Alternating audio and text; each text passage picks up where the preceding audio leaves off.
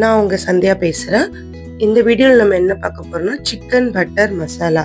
நீங்க எங்களோட சேனல ஃபாலோ பண்ணியிருந்தீங்கன்னா தெரியும். ஆல்ரெடி நான் வந்து பன்னீர் பட்டர் மசாலா பண்ணியிருப்பேன். இந்த வாட்டி சிக்கன் பட்டர் மசாலா எப்படி பண்ணலாம்? சரி, வழக்கம் போல சப்பாத்திக்கு எப்ப பார்த்தாலும் தக்காளி தொக்கையே செய்றோமே, சரி ஒரு டிஃப்ரெண்ட்டா நார்த் இந்தியன் டிஷ் செய்யலான்னு இத நான் செய்ய ஆரம்பிச்சேன். ஒண்ணுமே இல்லங்க. பேசிக்கா நம்ம வெங்காய சட்னிக்கு பண்றோம்ல, அதே ப்ரொசீஜர் தான் இதுக்கும் இருக்கு. ஸோ நல்லா தாராளமா பட்டர் விட்டுட்டு அதுல வந்து வெங்காயம், தக்காளி, பூண்டு, இஞ்சி நல்லா வதக்கிட்டு அதை ஆற வச்சிடலாம் ஃபேன் காத்துல. பிறகு வந்து மிக்சியில போட்டு நல்லா அரைச்சு வச்சுக்கிட்டு, அரைக்கும் போது கொஞ்சம் கேஷ்யூ ஊற வச்சிருக்க தண்ணியில அதை தண்ணி எடுத்துட்டு அதுலயும் போட்டு நம்ம அரைச்சு வச்சுக்கலாம் பேஸ்ட் மாதிரி.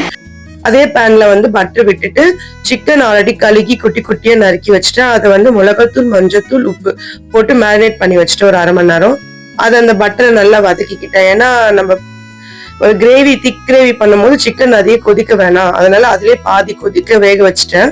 ஸோ இதுல பண்ணும்போது ஈஸியாயிடும், சீக்கிரம் வெந்துடும் சிக்கன், ரப்பர் மாதிரி ஆகாது. அது ஒரு 7 டைம்ஸ்ல முடிச்ச பிறகு ஒரு பேன்ல வந்து பட்டர் பிளஸ் ஆயிலை சேர்த்துக்கிட்டு பட்டை, ஏலக்காய், அப்புறம் கிராம்பு அது நல்லா வெடிச்ச பிறகு நம்ம அரைச்சு வச்ச பேஸ்ட் அதை ஆட் பண்ணிட்டு காஷ்மீரி ரெட் சில்லி அப்புறம் கரம் மசாலா போட்டு ஆட் பண்ணிக்கிட்டேன். ஆக்சுவலி இதுக்கு மிளகாத்தூள், வீட்டு மிளகாத்தூளும் மஞ்சத்தூளும் இம்பார்ட்டன்ஸ் கிடையாது, பட் நான் அதை யூஸ் பண்ணி பழக்கறதுனால அதையும் சேர்த்து ஆட் பண்ணிக்கிட்டேன். ஆட் பண்ணிட்டு வேக வச்ச சிக்கனை நான் வந்து அதுல போட்டுட்டு நல்லா கலரிக்கிட்டேன். 1 ஸ்பூன் சர்க்கரை அப்புறம் தேவையான அளவுக்கு உப்பு போட்டு ஆட் பண்ணிக்கிட்டேன். மல்லி இலையை ஆட் பண்ணிக்கிட்டேன்.